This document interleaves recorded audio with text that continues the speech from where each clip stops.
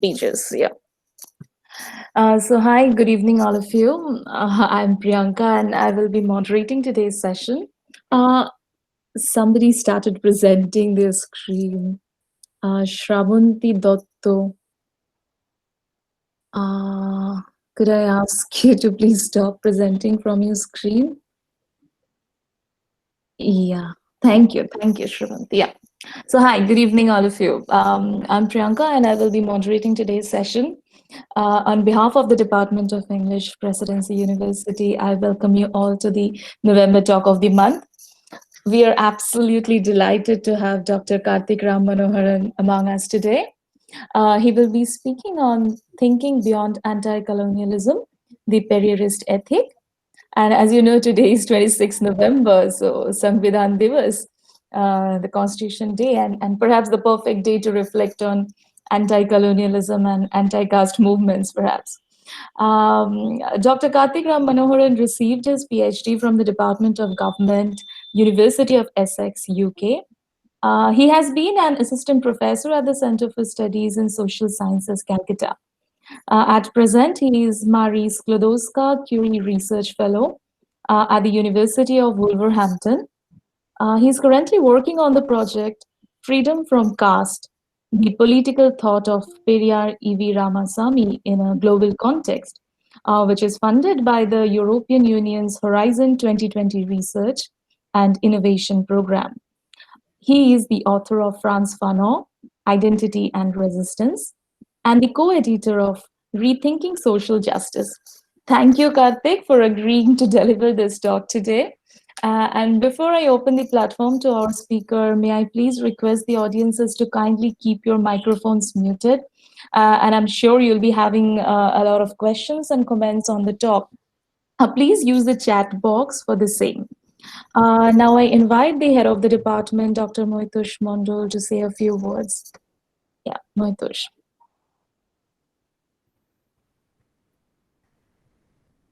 All right, thank you very much, Priyanka.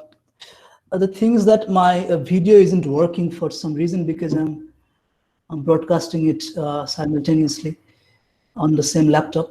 But I would be brief before I request Karthik to begin. Probably after his talk, I'm also moderating this technical side of the thing. So anyway, I might say a few things after Karthik has spoken. But I think one of the reasons I invited Karthik in particular to be here today is because of his research interests, which uncannily coincide to some extent with mine, which is that I have been interested in Lacanian psychoanalysis for like 15 years now. And I have also simultaneously been interested in talking about caste, anti-caste movement, anti-caste activism and scholarship in my own limited manner. So to talk about Ambedkar on the one hand and Zizek on the other, and for that matter, Periyar on the one hand and Lacan on the other, and so on and so forth, is something that I wasn't really expecting. A few years back, that there would be somebody, a very good friend of mine, who would actually be more or less interested in similar areas. So that is one thing that I and Karthik share research interests, which are common to both of us. Although definitely I don't know almost anything about about Periyar, and I have learned a lot from Karthik's research, Karthik's writings on Periyar. As a matter of fact, I have been introduced to a large extent to Periyar by Karthik. And I think it is important, the topic that Karthik has decided, it is important to talk about Periyar. It is important to talk about the limits of, as he has called it, anti-colonialism. It is important to talk about the limits of post-colonial studies as we understand it. To be very frank, as somebody who has studied in Bengal all his life, I have found this tremendous neglect of anti-caste literature, anti-caste thought in Bengal for a long period of time. For decades, Bengalis have been totally ignoring the caste question. And I won't be, kind of cynical or even pessimistic, perhaps, if I say that Bengali academia has been obsessed. To be more precise, Bengali intellectuals have been obsessed with Marxian thought, with post-colonial theory, and for the last few decades, subaltern studies. Now, with all due respect to the public intellectuals of Bengal, there has been, all these fields.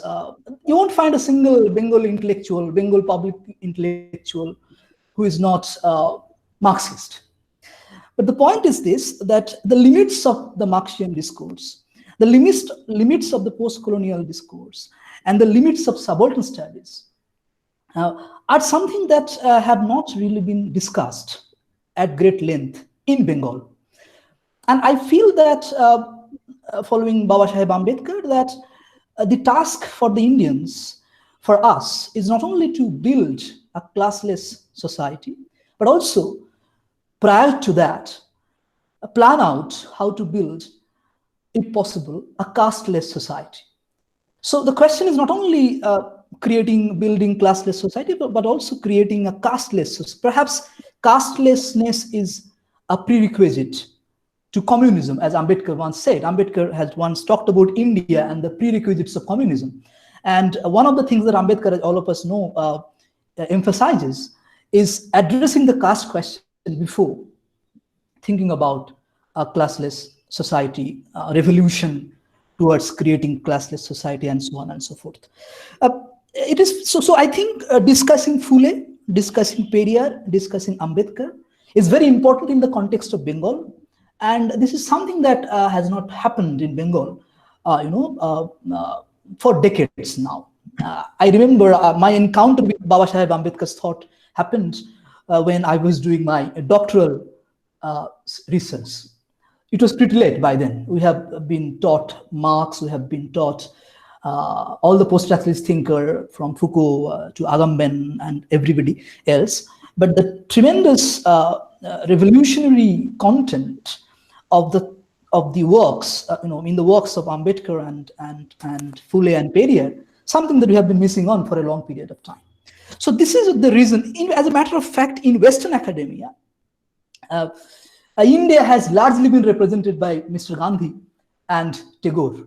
So I remember a few.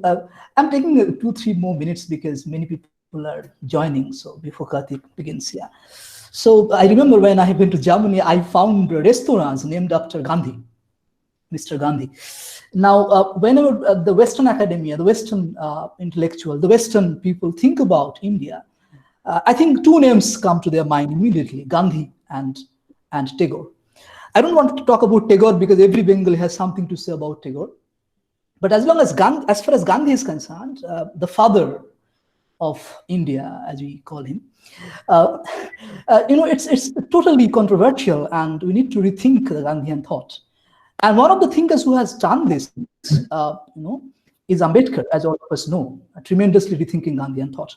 So whatever be the case, I think I would like to welcome Karthik today for what is going to be a tremendously thought-provoking session on this question of understanding Periyar, reading Periyar, reading Ambedkar, reading Phule perhaps, and what we have been discussing for some time.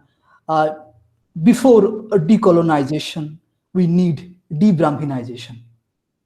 So decolonization without de-Brahminization might have very, very bad consequences for the country. With these few words, I'd like to invite Karthik. I'm very happy, Karthik, that you are here today, and Thank you. Totally, totally thinking of listening to you, the entire session, enjoying it, etc. So over to you, Karthik. Thank you so much. So let me first thank the English Department of Presidency University for inviting me to speak today in your Talk of the Month series. Thanks to Priyanka for the very warm welcome. And thank you so much, Mahitosh, for those very, what shall I say, for your high compliments and regards for me. It was my honor to present my first book, Frantz Fanon, Identity and Resistance, at a talk at Presidency University. And I consider it another honor to be speaking at Presidency University today in the given circumstances. So let me also use the opportunity to indulge in some shameless promotion of my second book,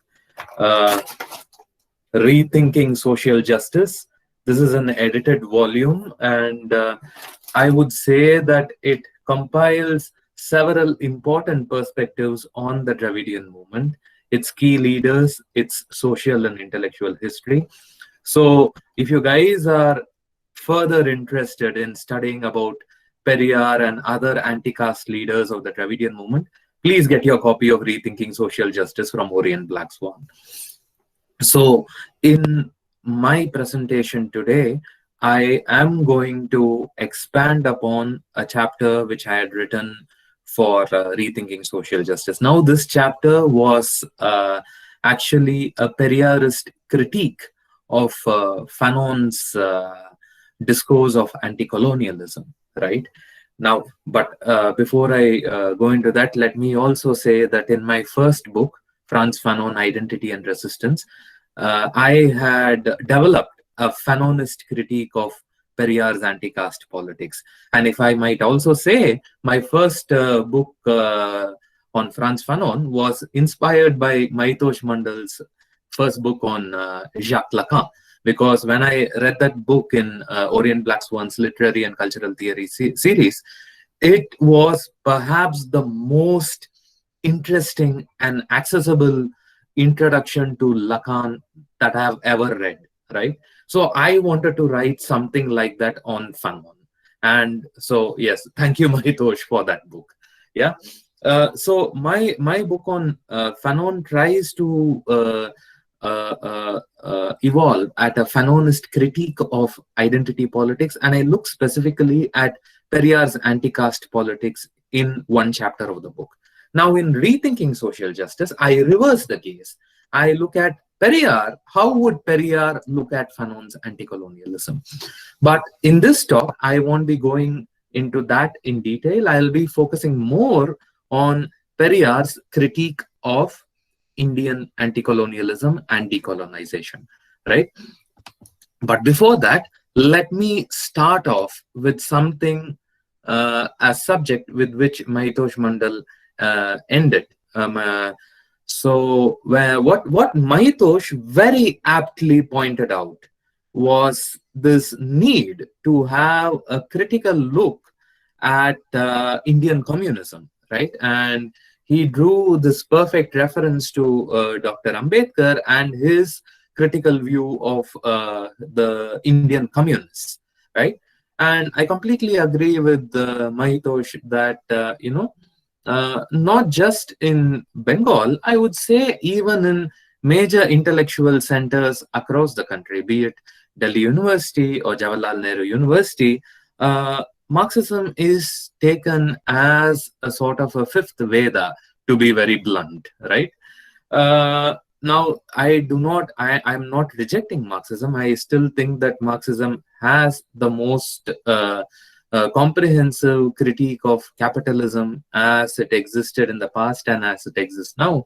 But all the same, the manner in which Marxism has been used and applied in India, in the Indian context, does deserve a very strong critical interrogation. And I think my good friend Mahitosh is doing an excellent task of that with his unique Lacanian approach, right? But to just start with what Mahitosh ended, Periyar also had a very strong criticism of Indian communism, right? So in an article written in 1944, Periyar noted that the Indian Communist Party was dominated by the Brahmins. And then he argued that as long as caste exists, any form of communism would only benefit the Brahmins, since a mere change in economic status would not necessarily bring a change in ritual status. Contrasting with the Soviet Union, Periyar said, and I quote him, "Since the Western countries did not have caste, they had to wage a class war before communism could be reached. Here, owing to the presence of caste, it is necessary to wage a caste war before achieving communism." He differentiates between caste and class in that class is determined by relation to labor, whereas caste is a marker determined by birth in relation to a religiously sanctioned hierarchy. Periyar asserts that, and I quote him, "In a country where there are no common rights, communism would only strengthen those who have been enjoying greater rights," end quote. He adds that the abolishing of the privilege of the Brahmins and the upper caste would result in going halfway towards the communist ideal. Now, Periyar suspected that the universality that was guaranteed by communism in the Indian context would be appropriated by the Brahmin to secure their own particular interests. In this, Periyar was not rejecting the universality of communism. Rather, he was criticizing the Brahmin for being unable to transcend his particularity. Okay? Now, let's go back to the main presentation, right? Now, it is interesting how after over 6 decades of Indian independence, Indian scholars who problematize European conceptions of Indian past are reluctant to problematize how Indians conceptualized their own past and who were excluded in these conceptualizations. In a text that is considered to be a seminal work of secular Indian nationalism, Congress leader and the first Indian Prime Minister, Jawaharlal Nehru's The Discovery of India, Indian history is seen as an unproblematic teleology, which moves from antiquity to modernity. Nehru did not have an intellectual problem in conceiving the people in the Indian territory, a subcontinent whose people are as diverse in languages and cultures as the people of Africa, Europe, and the Middle East taken together. He did not have any problem in constituting them as one nation, with one common culture, and with one civilizational continuity. In Nehru's own words, and I quote him, "Some kind of dream of unity has occupied the mind of India since the dawn of civilization. That unity was not conceived as something imposed from outside, a standardization of externals or even of beliefs. It was something deeper, and within its fold, the widest tolerance of belief and custom was practiced, and every variety acknowledged and even encouraged." In Nehru's view, we see in the past some inner urge towards synthesis, and this was the dominant feature of Indian cultural and even racial development. And to Nehru, this was brought about by the philosophical referent of the Sanskrit texts, namely the Vedas.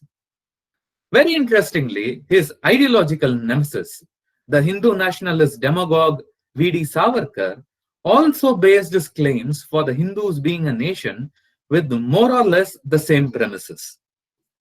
The meta-narrative of Indian anti-colonialism in general displayed a gross insensitivity to the historical and socio-political questions of caste and region. For instance, G.S. Ghurye, a well-known Indian sociologist, writes in 1950, and I quote him, "Where it is a question of engendering a feeling of unity, the people must be made to cooperate irrespective of caste."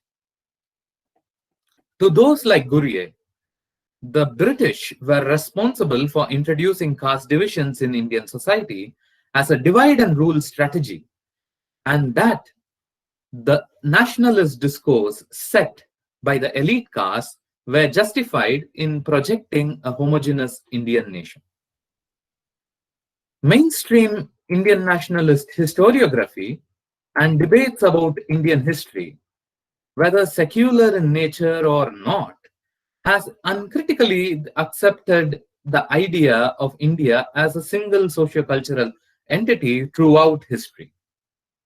In a perceptive note, Perry Anderson remarks that such intellectuals share the rhetoric of the Indian state and uphold four central tropes from the official imaginary of India, namely antiquity, continuity, diversity, unity, massivity, democracy, multi-confessionality, and secularity. Further, noting that there was never a so singular political cultural entity called India prior to the arrival of British colonialism, he argues, and I quote him, the idea of India was essentially a European, not a local invention, as the name itself makes clear.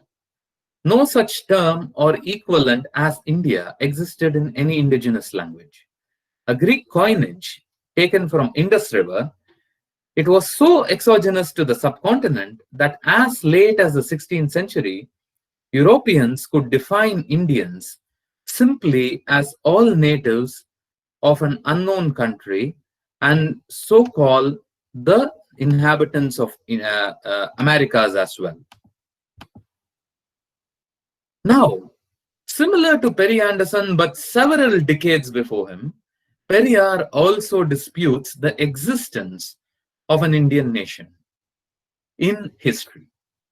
Now, Periyar says, and I quote him, can anyone say that the formation of the Indian Union and the formation of the Indian law happened in an organic fashion without a great fraud? Can anyone say that India is not an artificial creation? And since when has a country called India existed? End quote. To Periyar, India, the idea of the Indian nation, Indian nationalism, and its symbols were a part of a Brahmanical ideological device to rule over the Dravidians. Questioning the concept of an Indian nation, he argues that it was only under the period of colonialism that the South Indian region was brought together under an Indian entity. And he calls for a critical approach towards all symbols of nationalism. Right? His logic, and I quote him, we want our rule in our country. In our country, a language which is not our own should not be a language of the state, nation, and education. Okay? So he is opposing Hindi and Hindi imposition over here. I'll just come to his language politics a bit later in the presentation. In Periyar's perspective, colonialism and anti-colonialism were phases of history. They were passing phases. His greater concern was with social institutions which have greater endurance in history, most notably caste and patriarchy. As early as 1925, he makes his priorities clear. Arguing that self-respect is more important than self-rule, Periyar emphasizes that the demand for self-rule must be postponed till a self-respecting society was achieved. In a speech in 1943, about 4 years before independence, Periyar says, and I quote him, we are today Shudras. We are degraded. We have no right to enter the temples or hotels. We are considered untouchables. In the government, we are given menial jobs. Those who betray us are taken care by the government and the Congress. We remain as downtrodden forever. We are being exploited by the Brahmins and the bureaucracy. End quote. Now, you might find a lot of similarity between Periyar's views and that of Dr. Ambedkar's. Now, Ambedkar also argues that Indian nationalism was dominated by upper caste, and he further says, and I quote him, it is beyond question that the Congress is a body of middle-class Hindus supported by Hindu capitalists whose object is not to make the Indians free, but to be independent of British control and to occupy places of power now occupied by the British. In other words, Ambedkar was very strongly critical of this possibility that the British colonizer would be replaced by the Hindu upper caste to the detriment of the vast majority of the Indians. And this was a sentiment shared by Periyar. Periyar was extremely critical of an essentialized notions of an Indian nation, and instead proposed a Dravidian identity, but not based on race, but on reason, argument, and shared solidarity against the native oppressive caste. Periyar had the Schmittian skepticism that it is dangerous deception when one single group pursues its special interests in the name of the whole and unjustifiably identifies itself with the state. Now, Periyar identifies this group as the Brahmins who pursue their special interests in the name of the whole of the Indian nation and identify themselves and are benefited by the Indian nation state. Periyar was acutely aware of the distinctiveness of the pre-colonial history of his region, and he was convinced that the Indian nation building exercise was designed to protect the interests of the Brahmins and the other upper castes.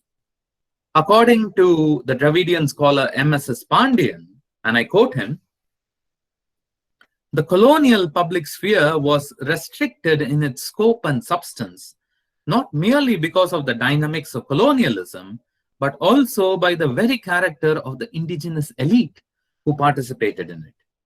Without being informed by notions of substantive citizenship, it was an elite who were by and large unwilling to relinquish the traditional modes of semi-feudal authority and hence failed to speak for a broader public."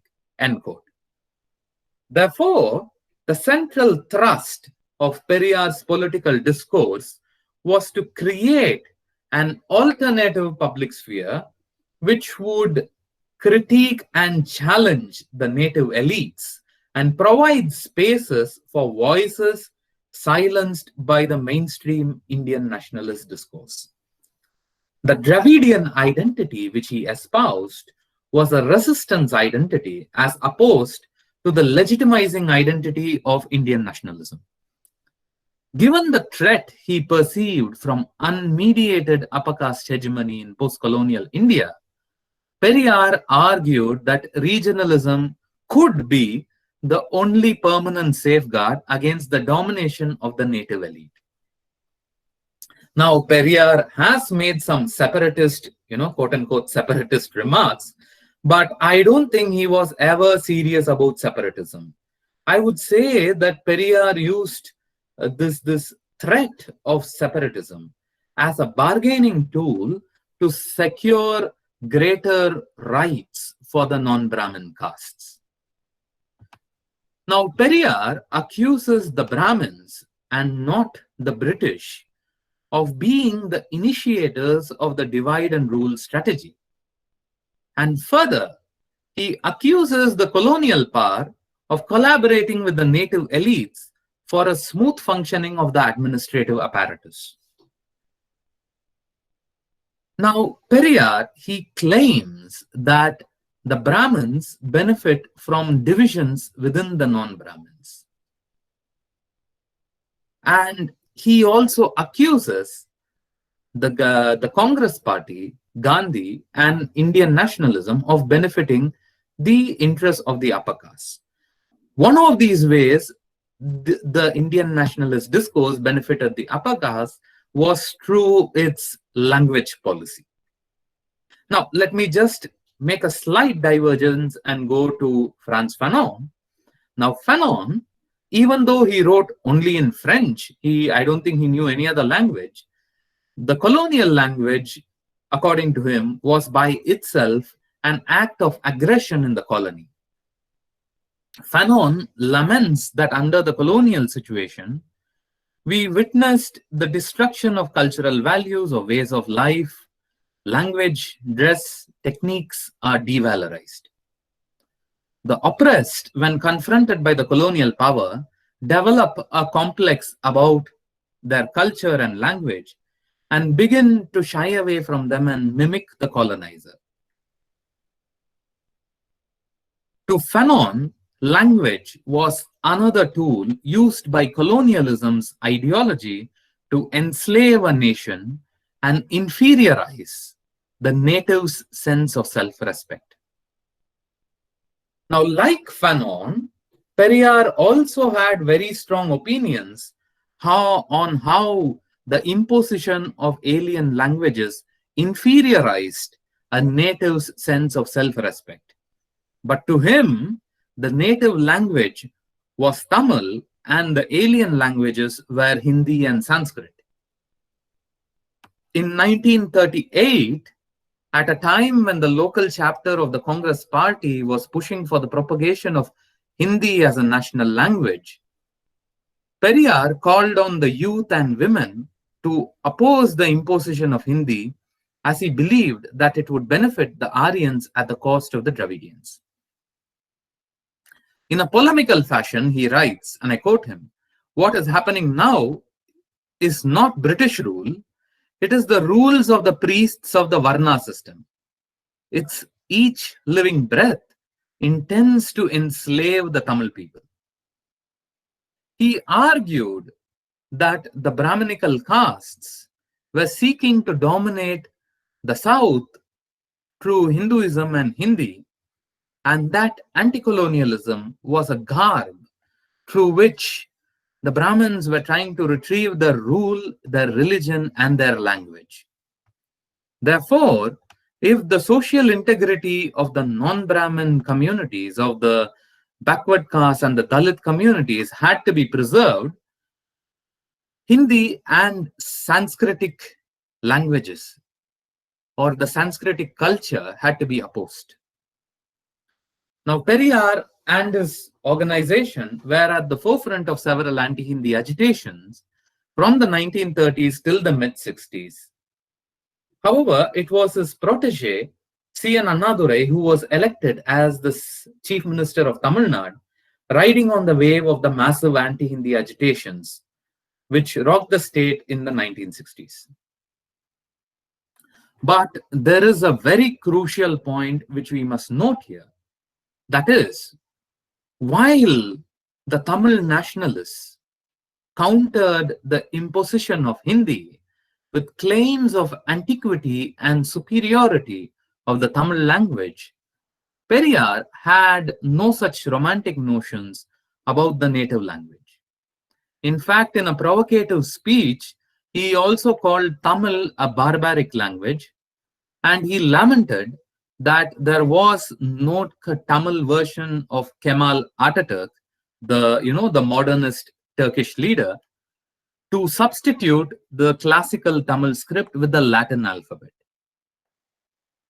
Periyar actually, he sort of indicates a preference for English in that he considered English to be a modern universal language, a language of modernity and enlightenment. Now, this is, of course, definitely problematic, but we'll discuss that a bit later.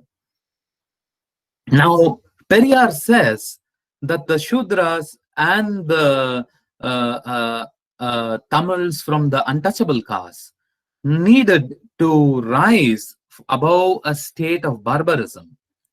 And for that, it is not enough that one hates God, religion, the Vedas, the traditional Puranas, temples, festivals, and religious processions. He argues that one must also oppose the Tamil language, which upholds the Puranas and the religious epics. In fact, he even again provocatively says that the Tamil language degrades the Tamil people, right?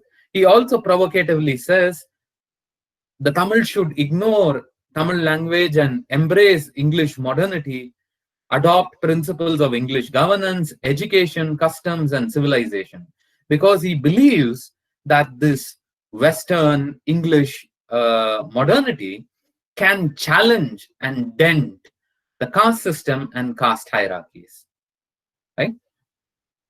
But one of the key reasons why Periyar was critical of the Tamil language was because he believed that the Tamil language was structurally sexist in the way that it described women.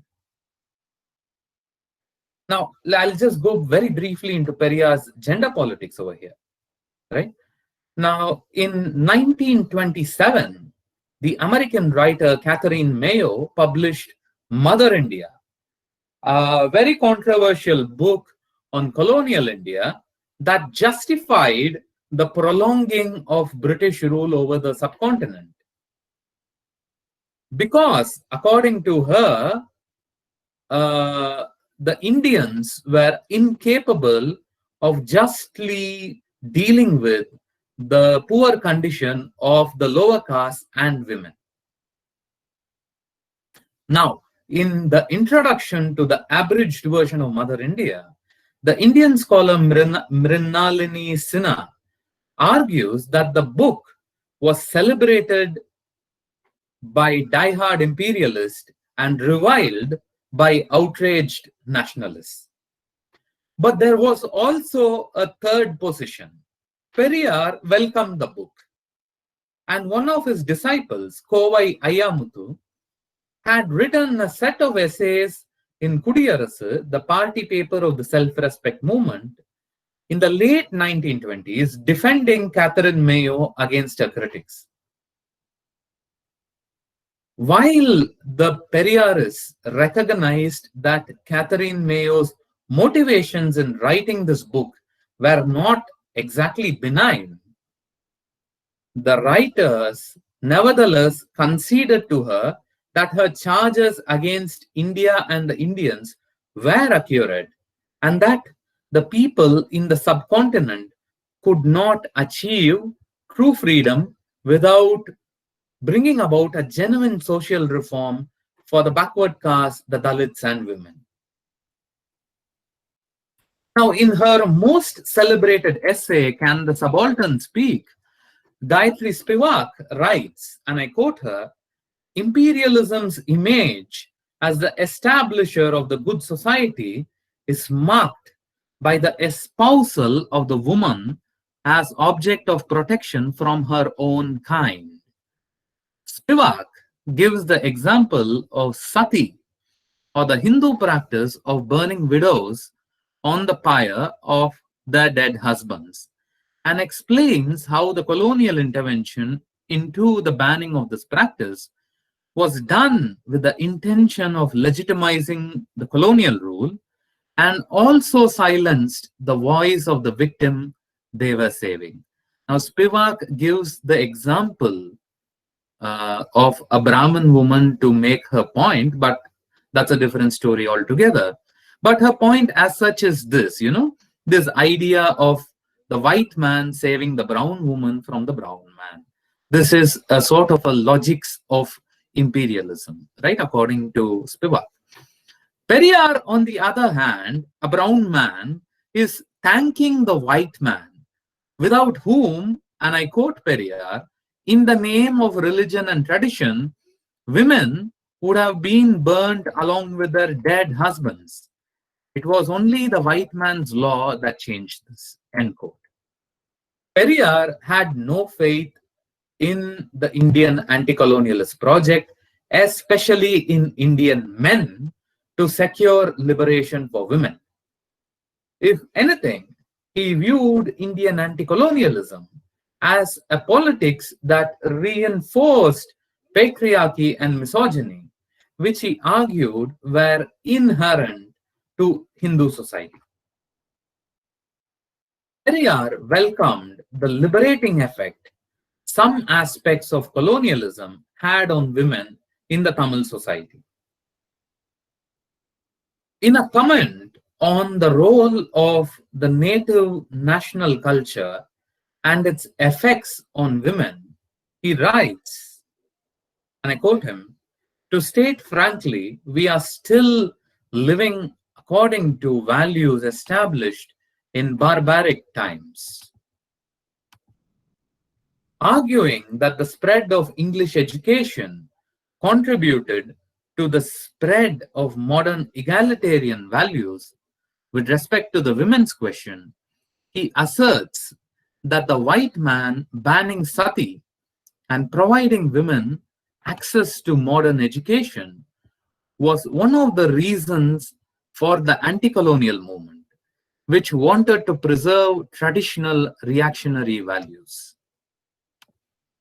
In Periyar's perspective, the Brahminical culture, the influence of religion, Tamil patriarchy, all contributed to the oppression of women, and women were better off westernized than relying on native cultural social values.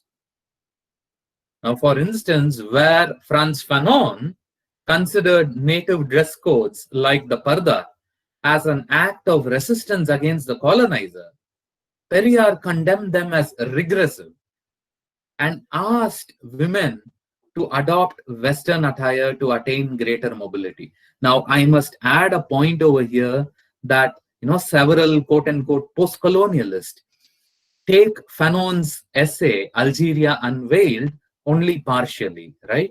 Now, in a part of the essay, Fanon does justify the parda or the burqa, and he views it as a form of resistance to Western, particularly French policies of assimilation. However, many people fail to notice that Fanon also adds that the Algerian women will naturally discard the parda, right? He believed that the Algerian women will naturally discard the parda and these forms of pre-colonial native traditions once colonialism is over. So I think that to use Fanon to provide a defense of the parda in contemporary times is an absolute misinterpretation of Fanon. Anyway, okay. The practical, let's get back to Periyar, right? The practical effects of Periyar's discourse could be seen in that. And I quote Anandi over here, I quote her: the women members of the self-respect movement not only participated in the non-agitational programs of the movement like the conferences, but also very actively in mass agitations, end quote. Not just that, it is also that women from the most marginalized sections, like the Devadasis or the temple prostitute communities, women from backward caste and agrarian communities, women from scheduled caste communities, also became active participants in social reforms movements in the state. These women took part in anti-caste struggles, the anti-Hindi agitations, and protests demanding greater social and economic rights for women. However, I also want to add here that Periyar's radicalism as regards the women's question was not taken up in good faith by many of those who claim to be his followers. Many of the leaders of the Dravidian political parties were not averse to using sexist and objectifying terms in political discourse. Terms like chastity and projecting the Tamil language as a virgin goddess were employed as rhetorical devices by many who participated in the anti-Hindi agitations. These led Periyar to be very skeptical and critical of the uses and abuses of the Tamil language in imagining a Tamil national community, because he identified that many of these proponents of this Tamil national community often ended up objectifying the body of women. So you should read Periyar's harsh criticisms of the politics of the Tamil language and of veneration of Tamil language in this context. Periyar's discourse involved a critique of terms that he considered to be patriarchal in the Tamil language. For instance, he launched a devastating attack on dominant notions of chastity that existed in that period that placed several social restrictions on women. To Periyar, these notions of community that sought to exercise sexual control over the bodies of women were remnants of barbaric times. He further lampooned Tamil scholars and poets for expecting women to be chaste while placing no such demands on men. He was also not averse to attacking ancient Tamil poetry and the classics, exalted by the Tamil nationalists for their sexism and misogyny. Periyar was convinced that any ideology that places the past, any past, at a high pedestal was likely to be sexist. And echoing contemporary proponents of standpoint theory, Periyar argued that the pain of the lived experience of being a woman in a patriarchal society was unique, and that more spaces in politics, education, and the economy must be opened up for their voices to be heard. Periyar encouraged women to break traditional family norms for their own good as autonomous individuals exercising control over their choices, whether they be economic, political, or sexual, and irrespective of whether they participated in the Dravidian movement or not. This iconoclastic social reformer who had no formal education whatsoever had more perceptiveness and depth than the most qualified anti-colonial leader when it came to the subject of women's freedom. Now, Periyar also did not romanticize the archaic, nor did he have interest in retrieving any real or imagined historical greatness. He was as critical of the Indian nationalists, whom he accused of Hindu revivalism, as he was of Tamil nationalists, who sang paeans to the ancient Tamil kingdoms. His idea of the nation, and I quote Pandian over here, freed from the past, located in the anticipatory, and framed by notions of modernity from below, was a metaphor which stood for ever fluid, free, and equal citizenship. End quote. Next, where Indian nationalists saw colonial modernity as a wound inflicted on an organic, natural Indian society, Periyar, to take from Slavoj Žižek, saw in the disintegration of traditional Indian forms an opening of spaces for liberation. More importantly, to Periyar, colonialism was not seen as a disruptive to the harmonious whole. Likewise, even in his anti-Brahmanism, he does not view the Brahmin as an, this alien external other who creates a disruptive element in a harmonious society. On the contrary, Periyar viewed the Brahmin as the cement that bound castes in varying positions in a sort of a unity that retained the particularity of caste identities. And anti-colonialism was a sort of a fraudulent discourse to Periyar, which retained this imagined unity of India, which preserved the particularity of caste identities. Now, let me come back in my conclusion to again look at Periyar's approach to communism. Now, Periyar was hugely inspired by the Russian Revolution, and he toured the Soviet Union for about 3 months between February and May 1932.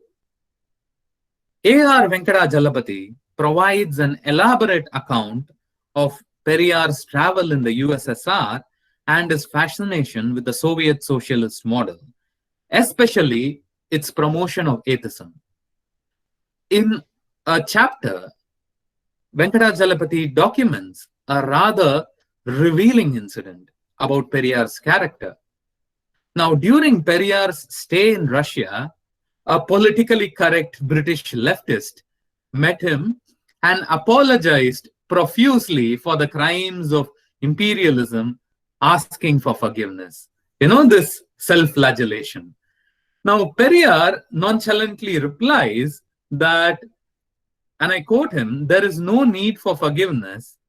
And he also argues that communism would come to India once Indians attained self-respect and shook themselves free from Brahmanism.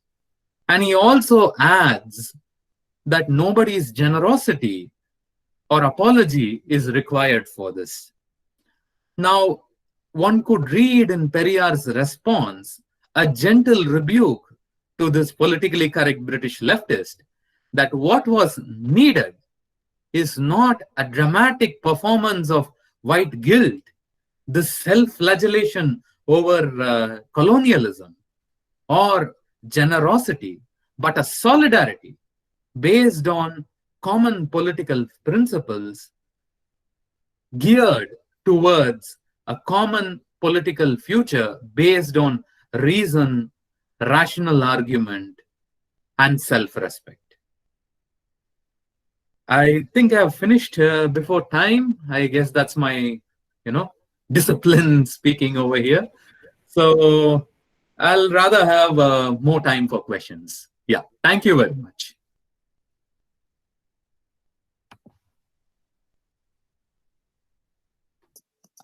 Hello? Hello? Yeah. Yeah. Thank you, Karthik, for this engrossing talk. I'm sure we all have a lot now to reflect upon.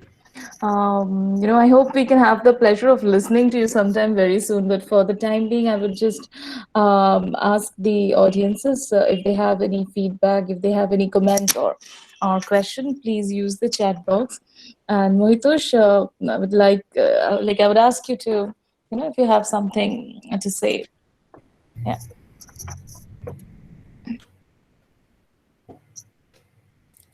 All right. So, I'm not sure. Am I visible? You're not visible, but you're audible. Yeah.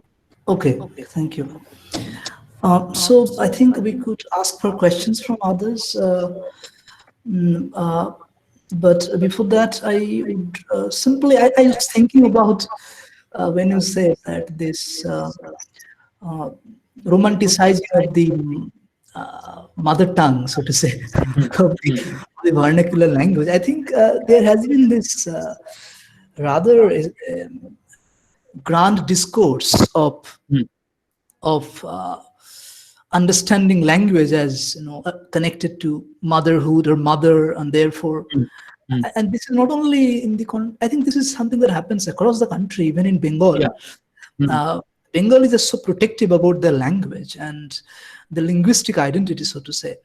And even the poet Jivanananda Das, very famous otherwise, also has written at length to celebrate this linguistic, so to say, identity. But I think what I really found...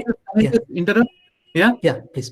Yeah, I mean, there's one line in Bengali which I know, Banglar muk ami dekiachi prithvir muk dekite chainar.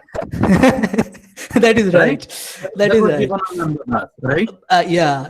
I think it can be. Yeah, you are so on point.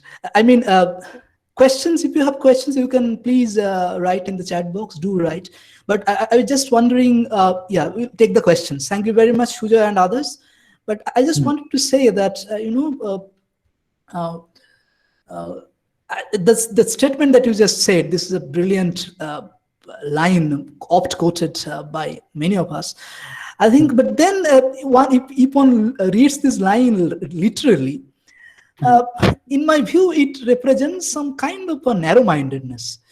I have seen the face of Bengal. I don't want to see the world. Yeah. There is another song in which is that like Shokol desher shera she je amar janmabhumi. My country is the best of all countries. I think these kinds of nationalism, I can't say whether it can be called patriotism or chauvinism for that matter, but I think these are dangerous. And I really thinking on those line of celebrating the regional identity on the one hand, and discarding, if required, the linguistic identity. So do you think there is a paradox here in Periyar's approach? Okay. Yeah. Okay. Okay. No. See, the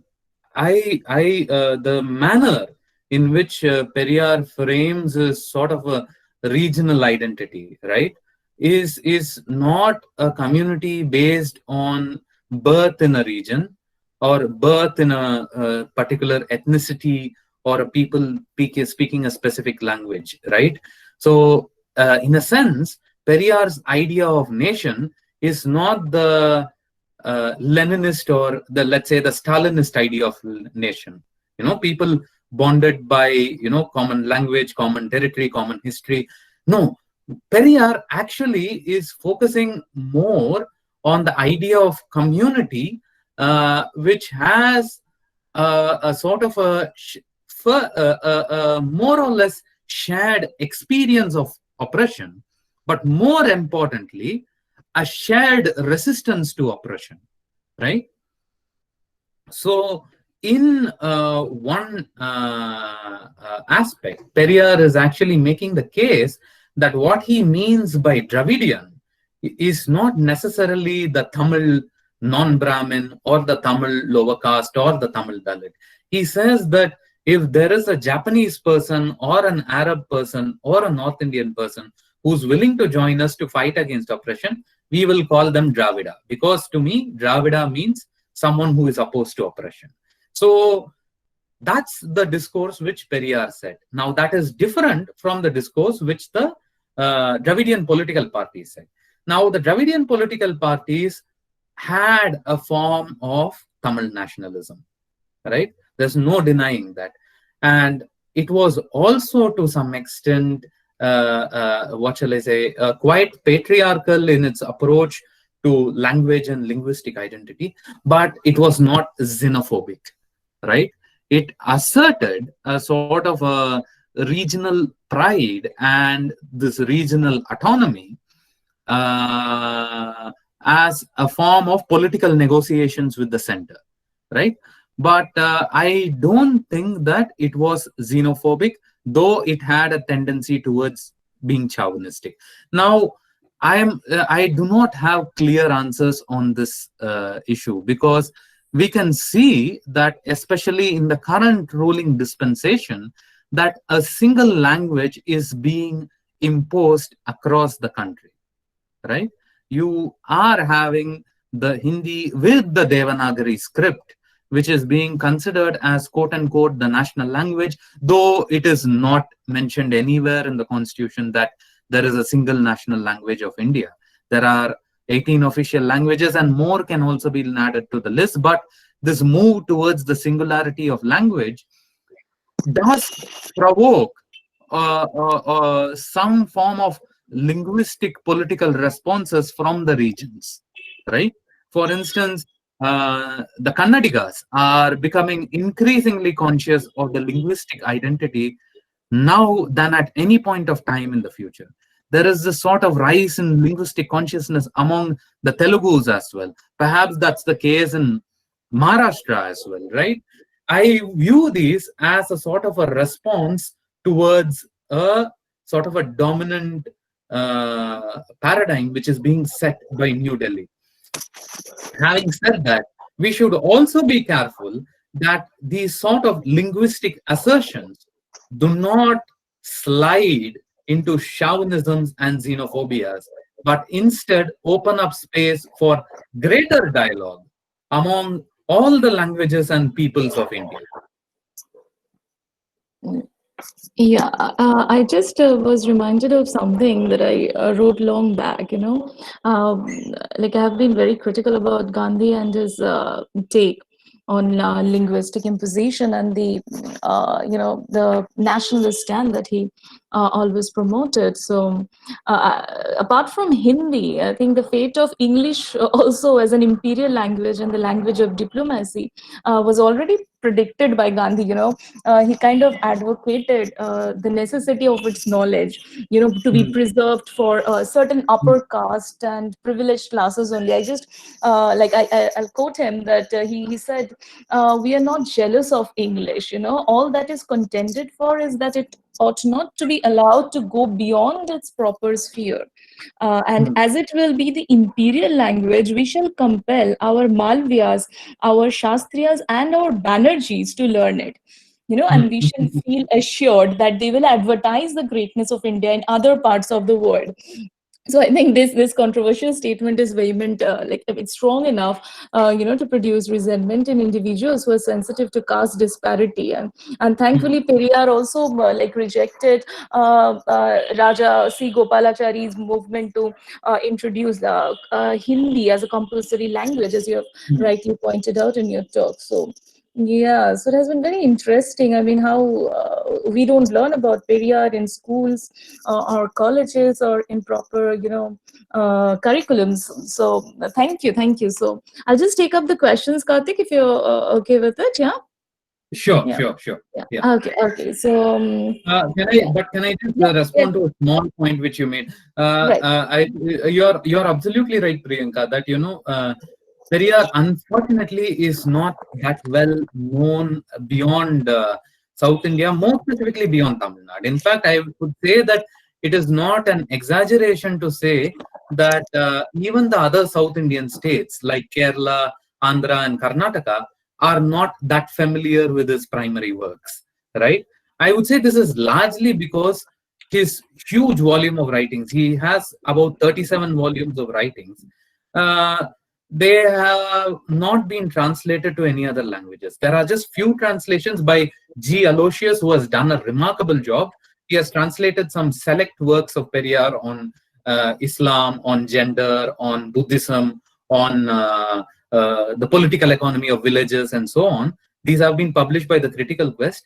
But other than that, the vast majority of Periyar's writings remains untranslated. So one of the things which I'm hoping to do in my current research project is to take Periyar to a broader audience, right? So I hope, and I'm really thankful to you for organizing this conference, because this is also one such intervention, to reach out to new crowds and to Yeah. speak and interact with new people. Thank you. Right. So the first question is from Shuja. What was Periyar's views on intercaste conflicts and the hierarchy between Brahmins from different regions and ethnicities? Ah, Yeah. okay. So the thing is that Periyar, like Ambedkar, is very conscious that caste is not a simple division, but is a graded division. So he completely acknowledges that there are divisions, not just between Brahmins and non-Brahmins, but that there are divisions between Brahmins as well, and that there are divisions within the non-Brahmins as well. Right? So he is very clear about that. But his point as such, as far as intercaste conflicts are concerned, he always takes the side of the lower when compared to the higher, right? So if it is a conflict between Brahmins and non-Brahmins, he takes the side of the non-Brahmins. If it is a conflict between the forward caste non-Brahmins and the backward caste non-Brahmins, he takes the side of the backward caste non-Brahmins. And if it is a conflict between the backward caste non-Brahmins and the non-Brahmin Dalits, he takes the side of the Dalits. Okay, so it's always relational. He does not have a one size fit all and say that there is something called the working class and I stand by the working class. No, it's very sort of contextual, the sort of positions which he took. Yeah.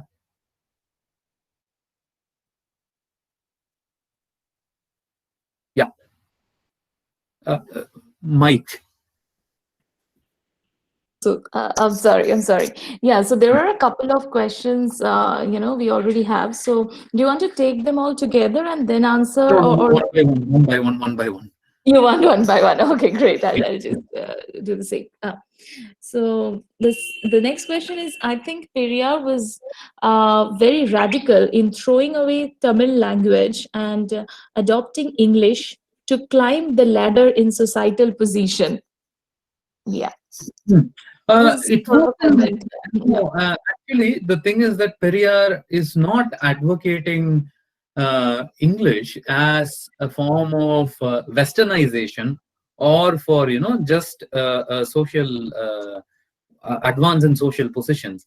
He actually is a huge admirer of the European Enlightenment, right? And he sort of associates English as a sort of a language of enlightenment and modernity, right?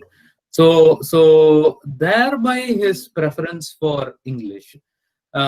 It's not necessarily about just achieving an administrative position or rising up in the bureaucracy. I think he meant it as a overall sense of egalitarianism, because it's not just about English language. He's also asking us to adopt English customs, English what shall I say, cultures, and so on, right? And again, the other point as well is that you could say that Periyar was being deliberately provocative here. He was making all of these statements that, hey, why are you learning Tamil? Go and learn English, mainly to provoke the Tamil nationalists, right? The Tamil nationalists at this point of time during the anti-Hindi agitations were saying that, oh, what an ancient language, we wrote literature 2000 years back, blah, blah, blah. But Periyar is actually provoking them by saying that, okay, you wrote things 2000 years back, but these English people, they are sending rockets to the moon, by speaking English. So you are unable to do that. What's the point of writing poetry 2000 years back? So you should also realize that Periyar was very provocative. That also should be taken into account. So, yes. Yeah, so the next question is by Shambhuddha Rai. Ashish Nandi, in his essay Final Encounter, The Politics of the Assassination of Gandhi, delineating on Gandhi's assassination, used a phrase, de-Brahminization through de-intellectualization. Would you like to elaborate on this? Yeah. Okay. So I can elaborate my own idea of de-Brahminization, but I am not sure if I can elaborate on Ashish Nandi's ideas of de-Brahminization, right? See, I view the manner in which I talk about de-Brahminization. You should also probably, if you are interested, you can check out my recent article called De-Brahminizing Decolonization, which was published in the journal All About Ambedkar very recently, about 1 or 2 weeks back, where I elaborate what a program of de-Brahminization can be in the Indian academia. I view de-Brahminization as a sort of a critical process, which is not concerned about any one particular moment in Indian history, like colonialism or anti-colonialism or anything of that sort, but it views history as an evolving process in which the hegemony of elite groups have been produced, reproduced, and reinstated through various forms and various phases. It also tries to recover thoughts, forms, and patterns and theories of resistance to this hegemonic hierarchical process throughout history, right? So de-Brahminization, in a sense, is a sort of contestation of social hierarchies in India and the sort of knowledge systems and discourses that produced it. Okay. Okay. So it is not a de-intellectualization. It is actually more intellectualization. So the next question is actually on your recent article on de-Brahminizing decolonialism. This is from Nitin Ramalingam, and he asks, I do not know if my question is very relevant to the talk, but how would you extend Periyar's ideas and work to understand today's world politics, Orientalism and anti-imperialism, especially referring to your recent article on de-Brahminizing decolonialism? I think if we were to take both a Periyarist and as well as an Ambedkarist perspective, I seriously think we need to start having a critical outlook on what anti-imperialism means today. To be honest, I just think it's a loose term which is being thrown around very easily without much concrete meaning. As in, can China call itself an anti-imperialist country anymore? I doubt it. Okay, I mean, can Singapore call itself an anti-imperialist country? When there were allegations of war crimes and genocide in Sri Lanka, the counter which Sri Lanka gave was that they were engaged in an anti-imperialist struggle and that imperialist countries were trying to impose human rights upon them, right? Likewise, recently Amit Shah told that Western standards of human rights do not apply to India. That can also be read as an anti-imperialist statement.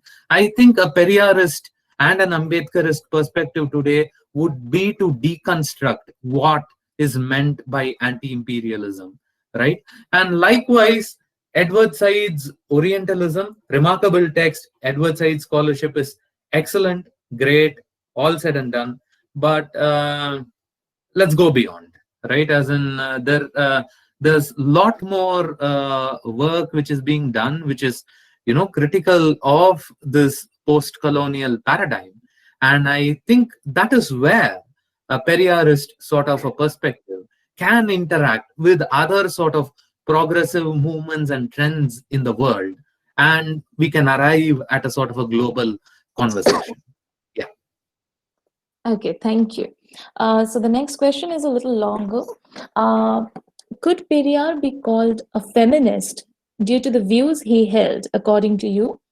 Also, when we remember him, when we talk about his proteges or pupils, do we also talk about the women here? Did Periyar see women in positions of power and authority in the Dravidian nation that he imagined, which questions Tamil patriarchal dominance in the socio-political imagination of the phrase? Did he actively engage in giving space to women in the sphere of politics, authority, and power?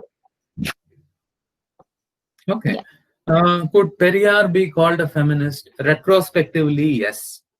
Okay. See, because Periyar did not use the term feminist to describe himself. The closest corresponding term for feminism in the Tamil language would be Penniyam. And Periyar always indicated himself as a supporter of this Penniyam, right? So in retrospect, I think we can call him a feminist or as someone whose thoughts have relevance to contemporary debates on feminism. I didn't get the part on, do we talk about his pupils? Do we talk about the women here? I didn't get that exactly. So, but did Periyar see women in positions of power and authority? Very much, right? So from his first major political agitation, which was the Vaikom agitations in 1924, till his very last protest in 1973, when he was 94 years old or something, he always sought to give women positions of prominence and leadership positions, right? As I told earlier in my presentation, did his followers take it up in good spirit? No, they didn't. They did not. But as far as he himself was concerned, yeah, he favored this complete socio-political and cultural liberation of women. More specifically, I mean, I think in the 30s itself, after his coming back from the Soviet Union. He also visits Turkey in that period, and he's completely amazed by the sort of progress which Kemalist Turkey has achieved, especially as far as women are concerned, right? So coming back, he is addressing both, the Hindus and the Muslims, and he's giving the example of Turkey, and he says that, women over there are, forget driving cars, they are driving planes, they are part of the, engineering industry, they are part of so many professions. And we must have a similar economic empowerment of women as a class in our country. And we should not just confine them to our homes and traditional occupations, but have a very comprehensive set of political and economic freedoms for women. Yeah. All right. This is an added question from the same person, Meghjit Sengupta. He adds that did Periyar have anything to say about the social position of the transgender people while he engaged with caste and gender? Would he take the side of the transgenders or hijras of India in this context? In principle, yes. In principle, yes, because Periyar views, what shall I say, gender not in the terms of equality, but in the terms of freedom, right? Now, Periyar's approach to the gender question is to center freedom and liberties rather than a sense of equality and rights. Okay, so he is not working with a rigid conception of gender, of maleness or femaleness, right? But has he specifically addressed the transgender question? In as far as I've read, no. But his discourse can be adapted to suit the transgender question. In fact, more specifically, there is this transgender writer called, very popular writer called Living Smile Vidya. You should check her up sometime. And she has, in an interview, said that she is the ideal woman who Periyar is talking about, because she is not involved in the process of production and reproduction of children, right? That she maintains her identity as a free, independent, and liberated person, and that Periyar's discourse enables her to do that, right? So, yeah, so Periyar's thoughts have been taken positively by transgender activists and groups in contemporary Tamil Nadu. Okay. So the next question is from Madhuri Rana. What were the main reasons for Periyar to condemn Tamil language? Is it only sexism in the language? Yes, that's it. It is also sexism in the language. See, Periyar is also, generally, as I told you, he's very dismissive of romanticizing the past, right? In fact, he has a very sort of a,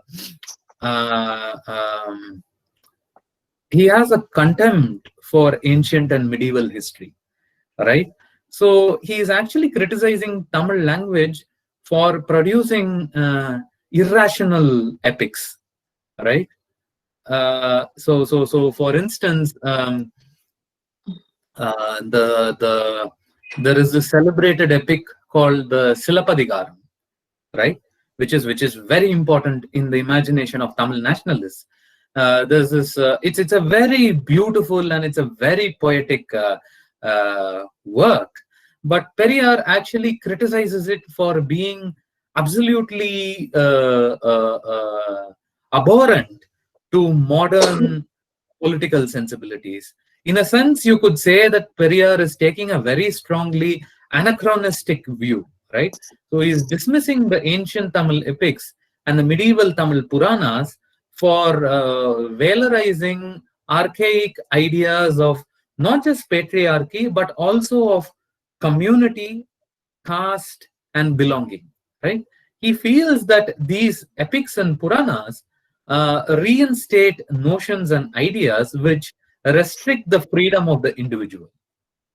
So given his concerns on the freedom of the individual, he is coming down very strongly on the Tamil epics and the Tamil language, which seems to valorize this.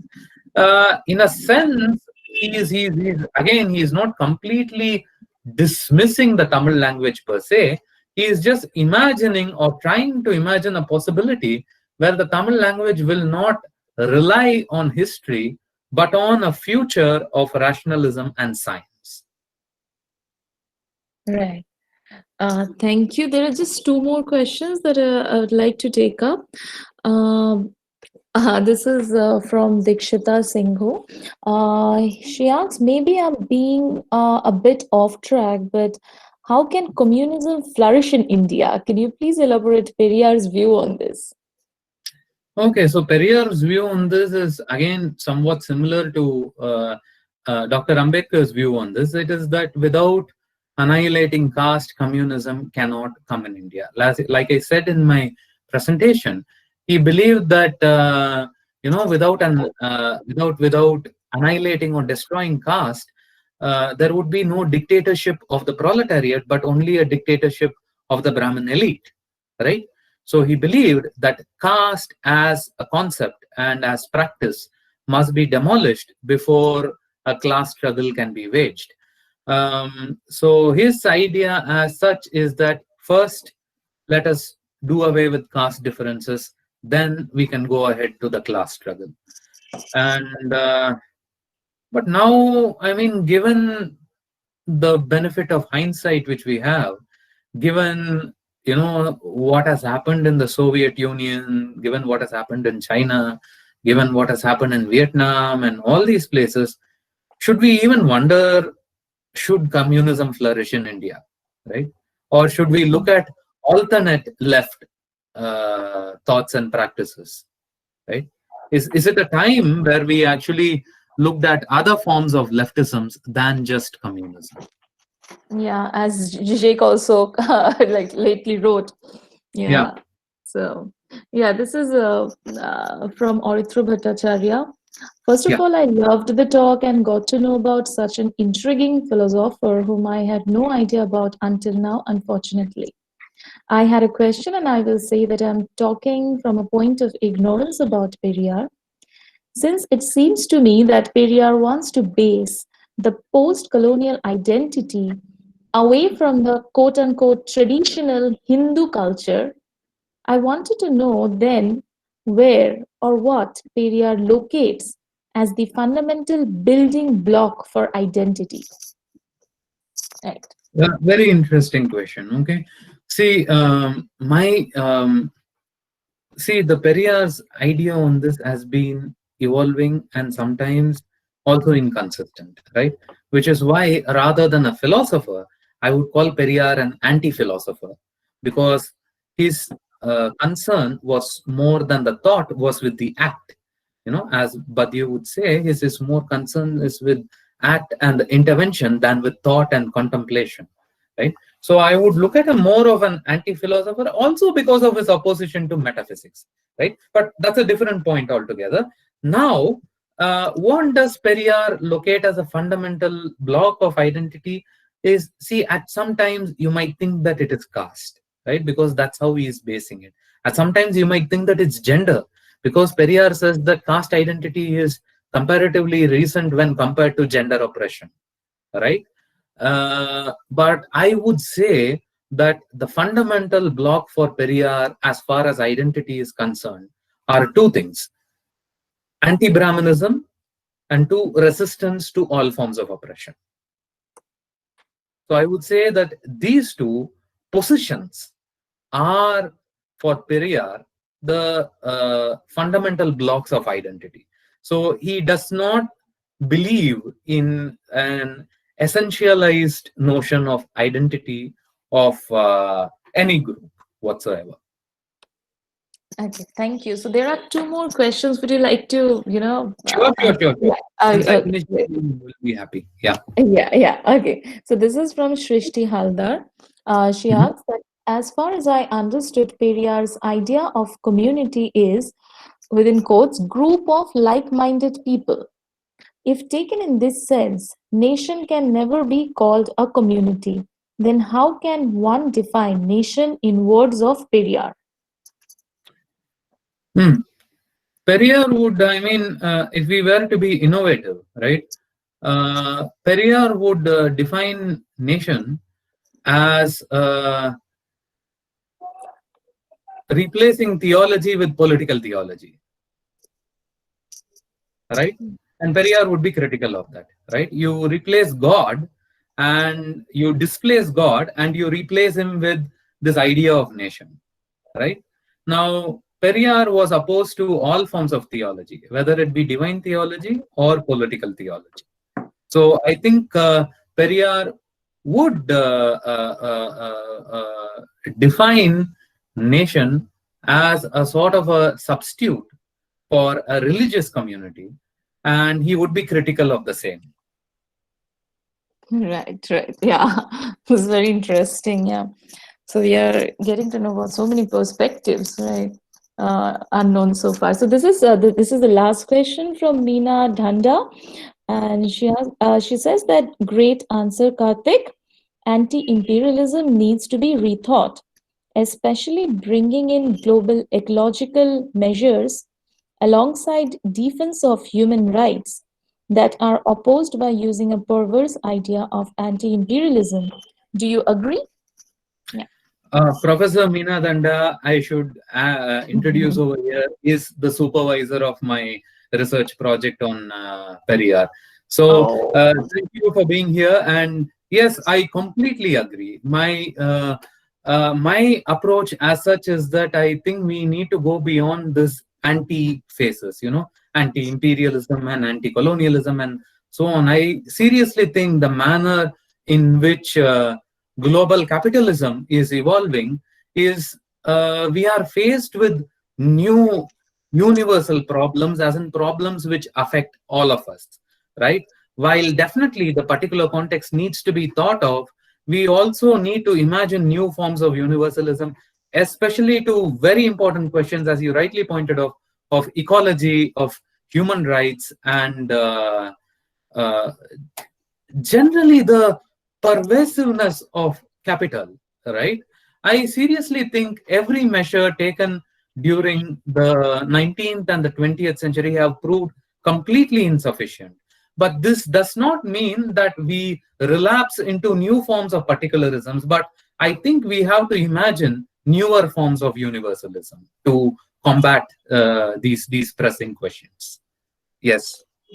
Right. So I think that is all, Karthik. Thank you so much for being so patiently answering to all these questions. Yeah. So I would like to, conclude the session.